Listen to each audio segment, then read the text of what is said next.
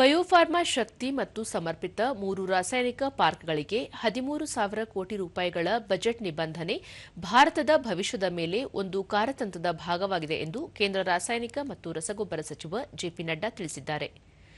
ಆರ್ಥಿಕ ಬೆಳವಣಿಗೆಯನ್ನು ಸುಸ್ಥಿರಗೊಳಿಸುವುದು ಮತ್ತು ಬಲಪಡಿಸುವ ವಿಷಯ ಕುರಿತು ಬಜೆಟ್ ನಂತರದ ವೆಬಿನಾರ್ ಉದ್ದೇಶಿಸಿ ಅವರು ಮುಕ್ತ ವ್ಯಾಪಾರ ಒಪ್ಪಂದಗಳು ವಿಕಸಿತ ಭಾರತ ನಿರ್ಮಾಣಕ್ಕೆ ಒಂದು ದ್ವಾರವಾಗಿದ್ದು, ಭಾರತೀಯ ಕೈಗಾರಿಕೆಗಳು ಜಾಗತಿಕವಾಗಿ ವಿಸ್ತಾರಗೊಳ್ಳಲು ಹೊಸ ಅವಕಾಶಗಳನ್ನು ಒದಗಿಸುತ್ತವೆ ಎಂದು ಹೇಳಿದರು. ಜೆನೆರಿಕ್ ಔಷಧಗಳ ಭಾರತ ವಿಶ್ವದ ಔಷಧಾಲಯದ ಕೇಂದ್ರವಾಗಿದ್ದು, 2037ರ ವೇಳೆಗೆ ಜಾಗತಿಕವಾಗಿ ಶೇಕಡ 40ರಷ್ಟು ಔಷಧಗಳು ಜೈವಿಕವಾಗಿರುತ್ತವೆ ಎಂದು ತಿಳಿಸಿದ ಜೆಪಿ ನಡ್ಡಾ, 2030ರ ವೇಳೆಗೆ $300 ಮಿಲಿಯನ್ ಮೌಲ್ಯದ ಪೇಟೆಂಟ್ಗಳು ಕೊನೆಗೊಳ್ಳಲಿದ್ದು, ಭಾರತವು ಜೈವಿಕ ವಸ್ತುಗಳತ್ತ ಸಾಗುವ ಸಮಯ ಬಂದಿದೆ ಎಂದು ತಿಳಿಸಿದರು.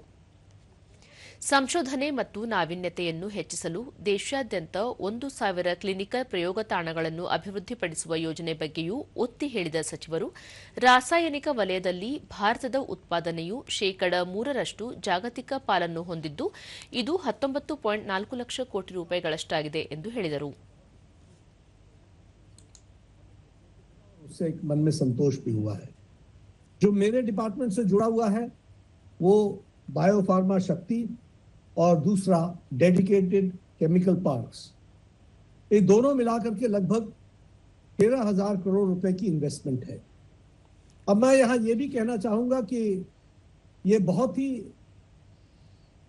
स्वागत योग्य विषय है.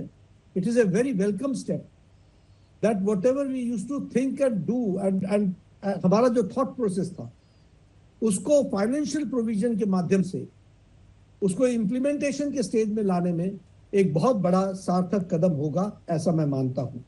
और ये एक स्ट्रेटेजिक बेट है ऑन इंडियाज फ्यूचर.